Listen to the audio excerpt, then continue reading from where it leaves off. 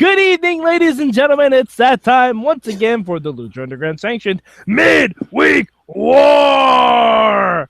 I, of course, am the maddest of the mics because we were talking about Impact Wrestling. And Antonio Garza was way too positive about the show, so we kicked his ass out of here. I'm just kidding. He didn't watch Impact this week. But I am here with the voice of Inspire Pro Wrestling, Eamon Paton. How are you, sir?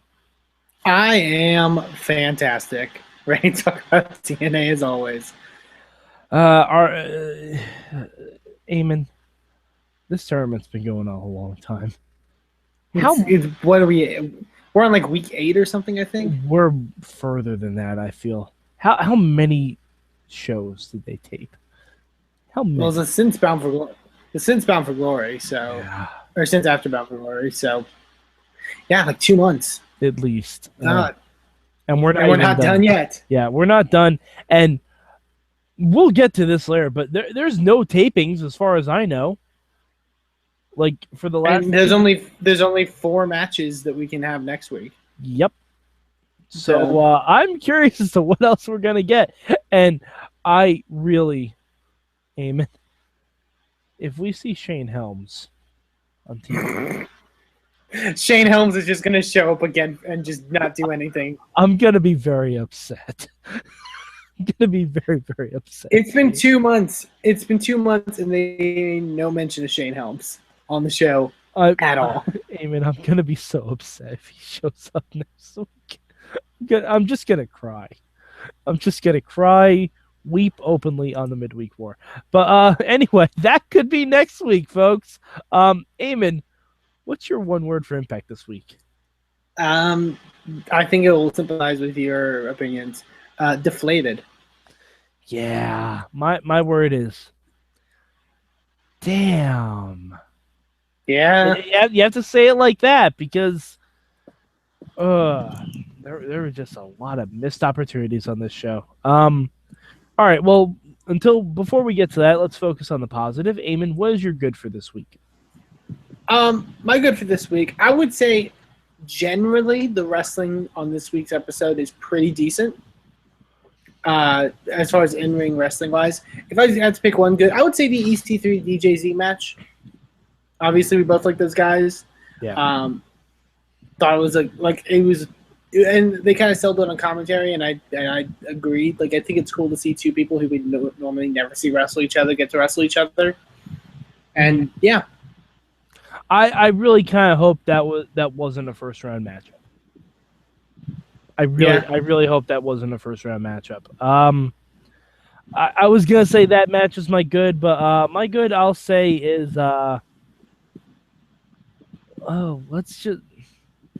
it's tough. I mean, I honestly don't know what my good is besides that one because the matches I did like had predictable winners. I guess I'll say the Galloway and Lashley match. The Galloway and Lashley match.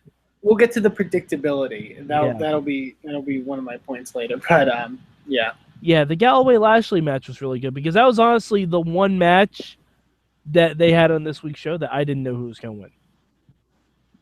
Flat out didn't know because it could have been either Galloway or Lashley.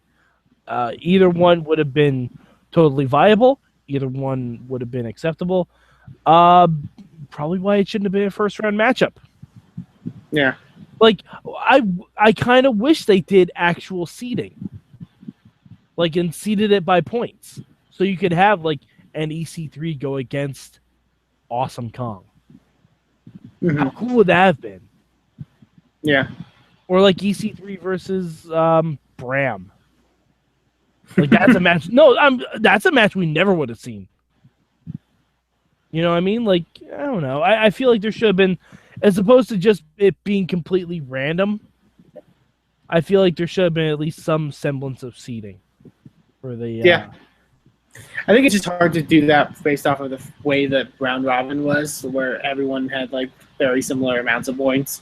Yeah. But. True. All right. So, Eamon, what was your bad this week? I guess we'll just get into it. The missed opportunities of this week's episode. I said it when they first announced this tournament. The one thing that made me very interested in this tournament, and it was literally the only thing, was the prospect of them doing intergender wrestling Mhm. and putting the knockouts in the heavyweight title scene.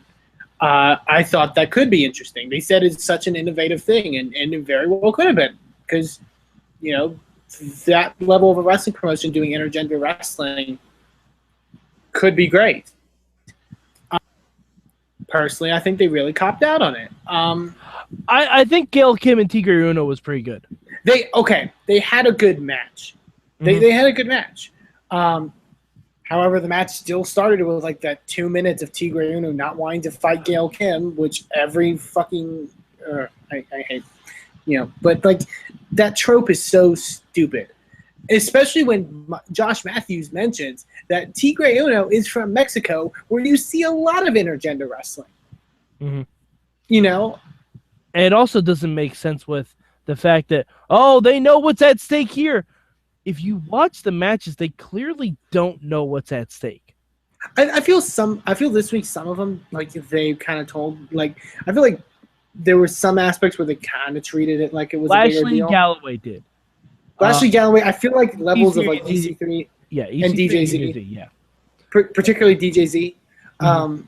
I think to somewhat of a degree, I think Matt Hardy and Bobby Roode, but I see what you're saying. I just don't. I mean, Jesse Goddard's almost walked out on his own match. Yeah, and it's for a world title. It's for a world title. You don't do that.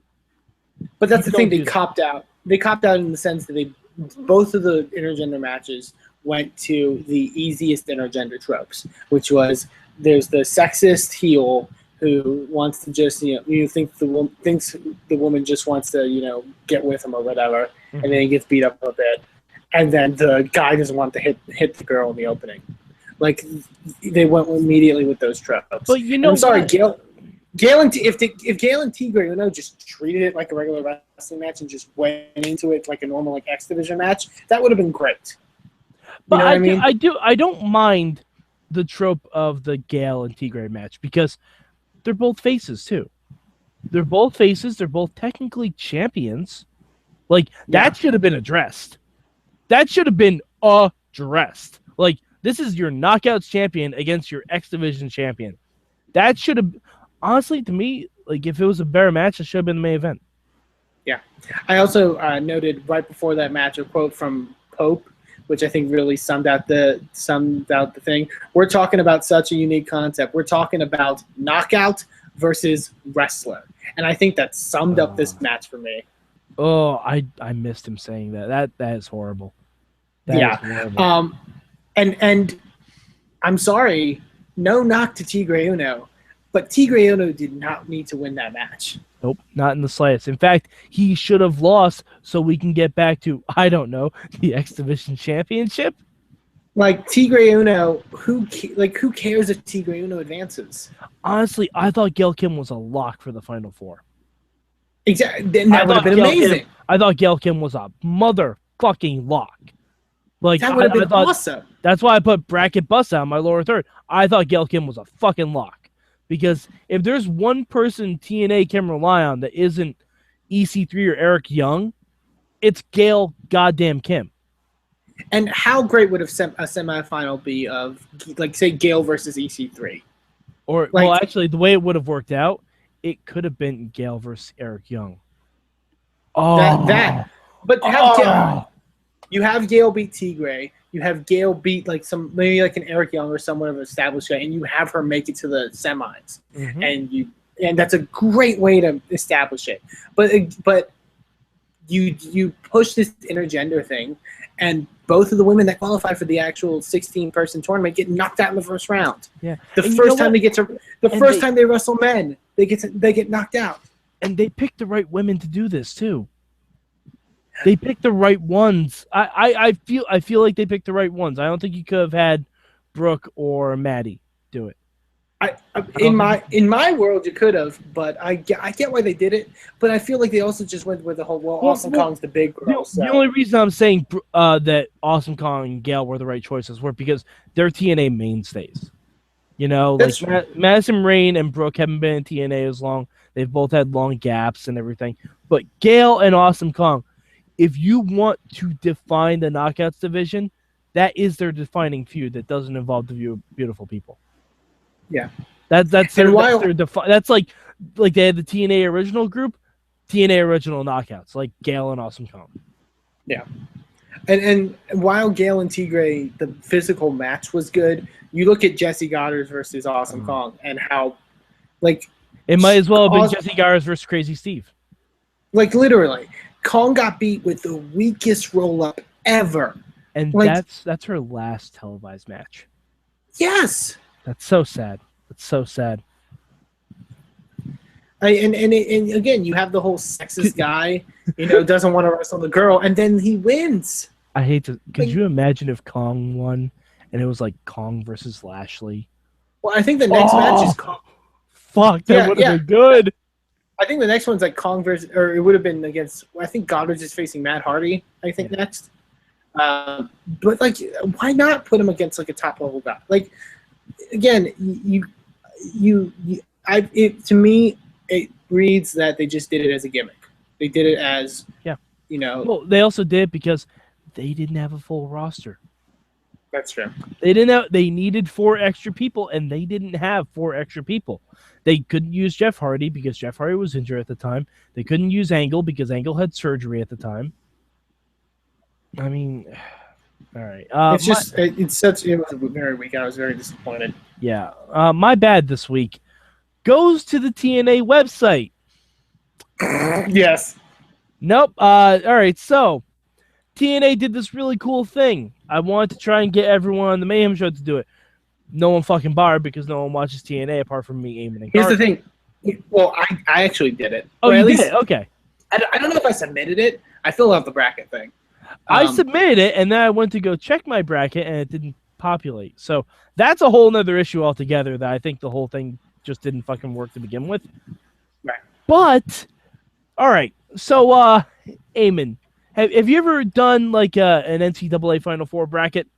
I've seen for funsies. I've seen it done. Yeah. All right. So we do it at the Mayhem show all the time. The thing about that is, it's actually kind of segmented for who you think on this side is going to face on this side. On the TNA website, EC3 and Matt Hardy were on the same side of the bracket. Yep. So I thought, oh, okay, this could be interesting. We might get a different matchup. Like, we could get EC3 versus Matt in the semifinals. I'm like, okay, that's kind of cool. Granted, it means we probably end up with motherfucking Shira in finals on the other side, but still different than we expected. So I'm watching TNA, and because that's how you have to fill out your bracket. They don't give you any other option. It's like Group A versus Group B. I put EC3 versus Matt Hardy against probably Shira or like Eric Young, maybe. Yeah. But yeah, you go to watch TNA, and Matt Hardy and EC3 are on opposite sides of the bracket. So their whole big bracket thing that they've been pumping for 2 weeks isn't even fucking accurate. Yeah. You can't predict. You literally cannot get a perfect bracket. You cannot. You can't even get a semi-perfect bracket. Yeah, you literally cannot get everything right. You can get the first round matches right. Yeah, you can get the first round right, but after that, you're fucked. Because if you're trying to plan a final based on your bracket, you can't do it. So TNA, you can fuck off and die. Good job. Yeah. That was the one chance you had to do something cool. The one chance, because that's a very cool concept, and I like it, and I kind of hope someone steals it. Lucha Underground. Come on, a Lucha bracket would be amazing. You just want to be fun because isn't the prize for this one like you get tickets to an Impact taping or whatever? You just want to be flown to the temple. Yes, I will. I've been offered to be picked up at the airport by Tejano. I'm still considering that, Mr. Joseph. I'm still considering it. But yeah, no, it was a really cool concept, and they just kind of blew it, like pretty much everything TNA does. And here's the thing. Yeah. if this final is EC3 versus Matt Hardy, Oh my god, huge fucking middle finger. this tournament is pointless. This tournament is legitimately pointless. Like, I'd 'Cause here's- almost say it's pointless if either EC3 or Matt Hardy ends up with the belt. Well, not even that, but to just do EC3 versus Matt Hardy in the finals. You know what you could have done? You could have just had a rematch. Uh-huh. No, But all right. instead, you have a 3-month-long tournament. Now, Eamon, all right. Because they haven't filmed the Final Four yet. They haven't filmed it. And they What? weren't they gonna film it in India? And that's not happening anymore. Nope, that's not happening. I wonder if Europe's happening at this point. What would Just you like China was happening. Yeah, what China happens just on a different level. No, I'm kidding. What would you like to see happen in the Final Four? Final Four. Well, it looks like it'll be EC3, Hardy, I guess, like Eric Young, and who's on the other side? Sure. Lashley, I guess. You don't think Shira's gonna make it? I think. Well, the next match is Lashley versus Shira. As much as I know they're behind Shira, especially now with the India tour canceled. But Eamon, they filmed. Oh, is this pre-taped? This is pre-taped. Oh my god. Oh my god. That's what I'm saying. Like, I don't know what we're getting after next week's show. Wow. Did they take the Final Four after? They haven't taken the Final Four. No, they haven't taped the Final Four. That was supposed to be at the next Okay. taping. Oh, wouldn't that be hilarious? Uh-huh. If Shira beat EC3 and they didn't even do the India tour. Way to waste that nut. Again, just the way it's seated, it's got to be EC3 Hardy. There's no other way. Like, it's so obvious, and Right. not to like not. It's as obvious as them doing Roman Dean in the finals of the Survivor Series tournament. All right, here's what I want. I want to heel Jeff Hardy. I want Jeff Hardy to screw Matt out of the semifinals. I thought you were gonna say. I thought you want Matt Hardy or Jeff Hardy to dye his hair black, pose as Matt Hardy. Oh my god, that would be amazing. He'd have to gain about 30 pounds, but that would be amazing. He beat EC3 in the finals, and then we still get talk about how Matt Hardy's such a such a noble brother win. Such a noble champion. Yeah. No. What was the line from Josh a few weeks ago that he admirably vacated the championship, or he valiantly. That was it. Like he was in a war. Like I want Jeff to be like super angry with Matt. Like, I came back, brother. You wanted the tag team titles. I didn't want to wrestle anymore. I came back and got you the tag team titles. You wanted to be a world champion. I was referee and made you the world champion. And then you go and turn it in? What? Because EC3 is a whiny little bitch? Oh, please give me fucking Jeff Hardy again. Have him be Willow. I want to see Willow versus Matt Hardy. I want to see Willow versus, I don't know what the fuck was High Voltage. I want to see Willow versus High Voltage on TNA on Pop TV. Where they kick it off? Can we make this happen? But no, like all my predictions for the tournament got knocked out in the first round. Yeah. Like Gail. I'll be honest. My bracket buster had Gail winning, but that's just because I was hopeful. So you want because I did 2 brackets. I did head and heart. Yeah, I think my final was Gail EC3. I think that was my heart final was Gail versus EC3. My head one was my heart one was EC3 and Eric Young. Yeah, but also I had Drew Galloway going a long way, and he just got knocked out in the first round. Yeah, I'm kind of surprised that Galloway got knocked out. Oh, Garza wanted to mention he was very disappointed in that.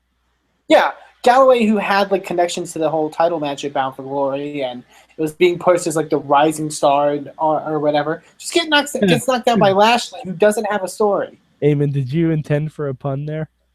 Yeah. The rising. Stand up. The rising star. Stand up. Hashtag sit the fuck down. Yeah, but all right, Drew Galloway is the biggest fucking idiot on TNA because he's like, "Oh, Dixie, Sure, I'll let Matt Hardy in my title match. Why not? It's all about competition. It's fine. I won't throw the tag team match so Matt can't get in the match. It'll be fine. It's all competition. And Okay, Sheamus.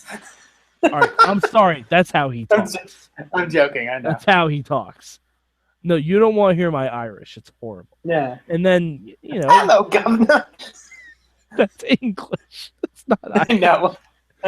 No, my Irish always morphs into a Lucky Charms guy. But anyway, then Dixie makes Jeff Hardy. Oh, it's fine, Dixie. I'll have one of the brothers of my opponents as the referee. That's totally fine. A champion has to deal. Meanwhile, EC3 is like, what the fuck is this shit? You're screwing me over, Auntie. And EC3 again is absolutely right. Yeah. And now Drew's screwed out of this too, so he kind of deserves it.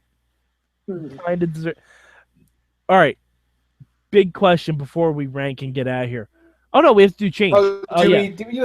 Before we do a change, I just want to know, because I had a few notes. There were only 2 notes that didn't involve I have a note for my change, but there's 2 other notes. Okay. Eli Drake's pre-match promo before his match, where he called when he referred to Mahabali Shira and he said, "You are 100% moron idiot." That is his words, not mine. Yeah, but did you catch the thing he did beforehand? No, I didn't. All right, Eamon, I think you're too young to remember this. Oh, God. This was weeks ago. Weeks ago when Eli Drake had his first match, and he came out wearing the stupid leather non-vest. Right? Yeah, he was like a weird bondage thing or whatever. Yeah. Oh! You talked about this last week, or you talked about this on the Mayhem show. But I didn't think they were actually going to do it. I didn't think they were actually going to do it. I thought I was still just reading into it too much because I'm an asshole on the internet. But sure enough, Eli Drake called Mahabali Shira the Princess of Power. Which, if you look up E-Man and Shira is known as the Princess of Power. So, TNA, thank you and fuck you for proving me correct from what I said like a month ago. Like, as soon as I saw that Eli Drake was being called the Prince of Eternia, I'm like, we're going to get Eli Drake versus Shira just so someone can make a goddamn He-Man versus Shira joke, aren't we? And sure enough, like, that's the easiest gag in the world. You could have put them both in Future 4, because guess what? They're both the fucking future of the company if you have a goddamn future. But no. Sure. Shira's in what was he, Team Wildcard? Yeah. For whatever reason, because he was a heel, but wrestling as a face, or... Anyway. All right. Eamon, I just really love that he said, "You are 100% moron idiot." Mm-hmm. And then I just also noted a quote from Josh Matthews during the Matt Hardy match where he said that Matt Hardy hit a ring-rattling twist of fate. Ring-rattling. Yeah. Ring-rattling. Jesus. My bad for this, or my change for this week, I should say, was from the other note. Here's the thing. Josh and Pope. Are you just going to change them for Taz and Tenay? No, tell me you're going to change them for Taz. Well, no, it's not even just them. Like, you tape those green screen things like, everything's filmed in advance, so you know the finishes and you know all that. Correct me if I'm wrong, and I wanted to look back on old episodes and see, but when they do, like, the whole prediction things of who they're going to advance, like Pope does them, he always picks who advances. Yep.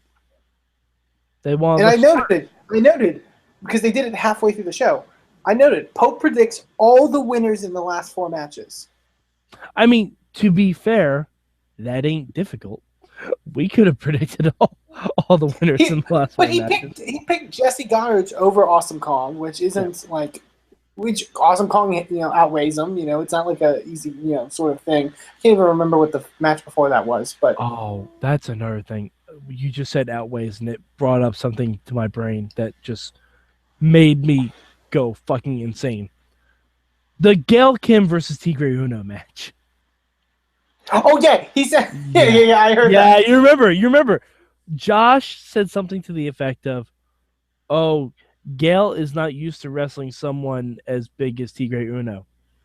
Meanwhile, Gail to advance in the tournament beat Awesome fucking Kong, who is like three Tigre Unos. So basically what Josh meant was Gail's never been in the ring with somebody with a dick. That's what he meant. Because Tigre is not big. Tigre is the size of Gail Kim. Let's be honest. And I'm pretty sure Gail Kim has had a match with EY at some point in their TNA career. Maybe. But, like, and I want to look back on some of those older episodes, but I believe they always predict the winners. Yeah. Mm-hmm, and it creates no drama. Eamon, I'm going to spare you the heartache of watching old Impacts. They always pick the winners. Yeah, but even with the good things we said about ET3 DJZ, the whole time they were like, they don't think DJZ is going to win. They're like, it's very improbable that DJZ will win. And then he didn't win. Okay, and it's like, I'm okay with that. I'm okay with that simply because of who and what EC3 is. Like, that was a 1 seed versus 16 seed.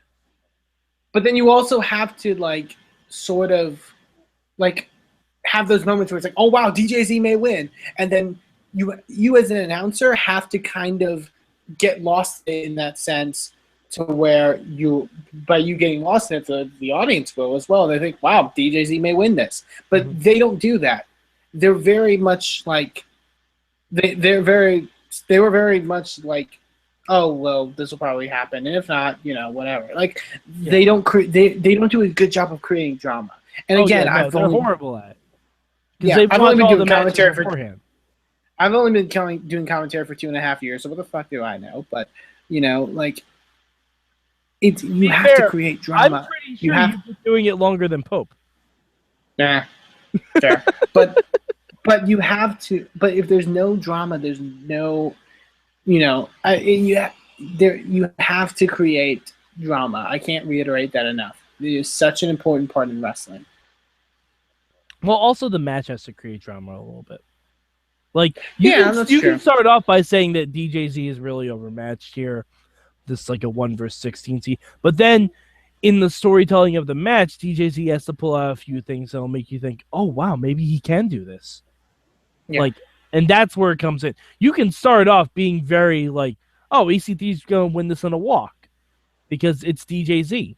It's a guy who is a great wrestler, but not in EC3's league.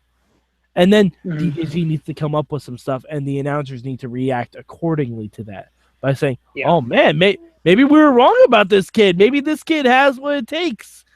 And then instead they just kept calling DJZ unorthodox, which is just code for we can't think of a word to describe him. You know what I mean? Yeah. Like, if you want to know a real lazy tactic, just call a wrestler unorthodox. I think they said what a maneuver a couple times. Probably. Yeah. But yeah, that's my thing. Is just there's no drama. My change this week. Can we just restart this group of 8? Because honestly, with very few exceptions, the losers bracket looked like more interesting of a tournament than the winners bracket. It looked like more interesting of a tournament because you get DJZ versus Bram. That'd be a fun match. You get Gail Kim versus Kenny King. Yeah, shit, give me that. I would love to see Gail versus Kenny King. And you get Awesome Kong versus Galloway. That'd be fun. I think it was Bobby Roode. Oh, Bobby Roode. Oh, even better. Even better. Yeah. Awesome Kong versus Bobby Roode. And then Galloway versus Eli Drake, which whatever. Yeah, but you know what? That has storyline connotations to it. That has storyline connotations. So I'm okay with that too. Yeah, that's fair. Yeah. The loser bracket almost looks better than the winner's bracket. In fact, I'm going to say it does. Flat out does. Side note before we go to the ranking, I want to note TNA going Ring of Honor in one of their matches. The Bram Davey Richards match. Like Davey hits a big flare of offense and hits a top rope double stomp, which I believe is the Wolves finish. Uh-huh. And Bram kicks out. Yeah. Yeah. And then you know how Brent gets beat a few minutes later? A roll up. Yep. That was full Ring of Honor. And fuck, I like. You want to know which round of 8 matchup I care the least about?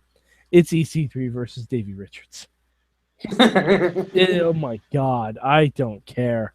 Not even the slightest. Like not even a little bit. Like Matt Hardy versus Eli Drake.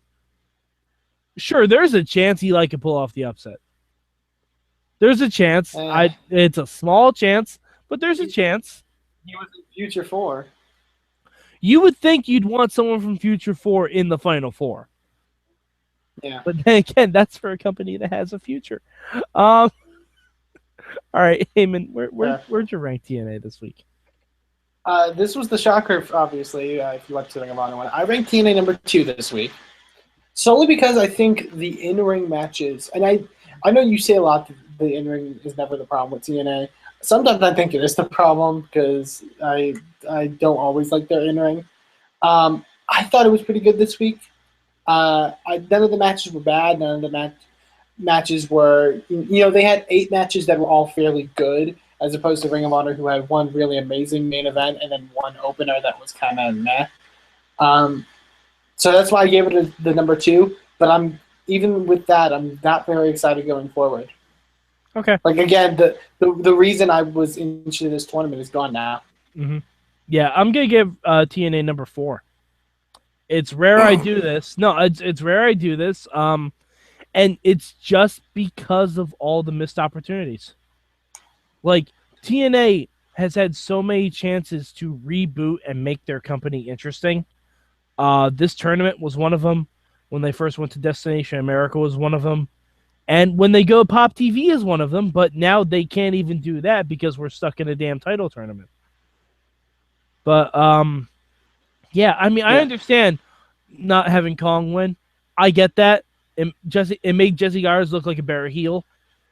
But I'm sorry, Gail Kim has to win that. Gail Kim has to win that match. Like they just set back the knockouts division for years, and I don't know if it's ever going to really recover from it. Because I don't know any knockouts that are in TNA right now. Taryn is gone. Kong is retired. I wouldn't be surprised if Velvet Sky shows up in WWE in 2 weeks. No, but I mean, there's no knockouts left in TNA.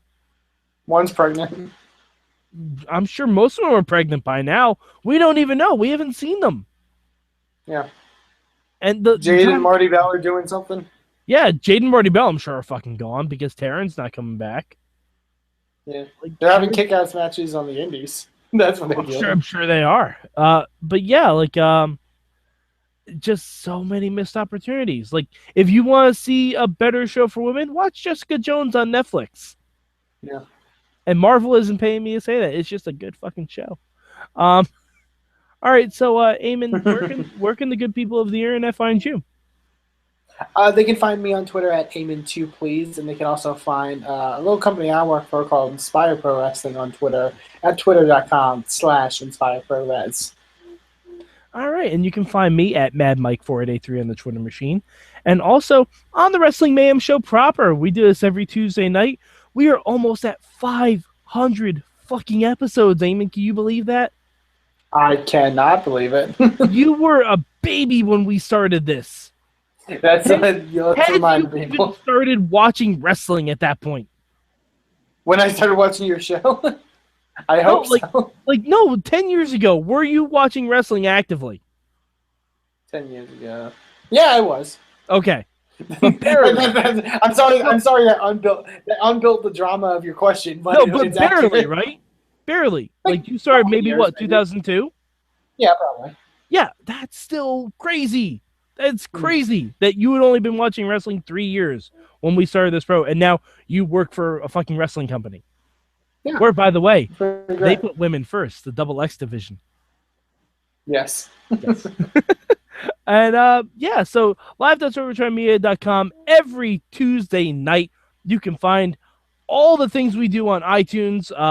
There's the Indie Mayhem show with Eamon. They're closing in on 100 episodes. There's the Wrestling Mayhem show proper. There's the Awesome Cast. There's Boss Battle. And, of course, go to Panel Riot done by our good buddy DJ Lunchbox. It's comics. It's wrestling. It's everything you want in a nutshell. So, for Eamon Paton, I'm Mad Mike. And this has been your Midweek War.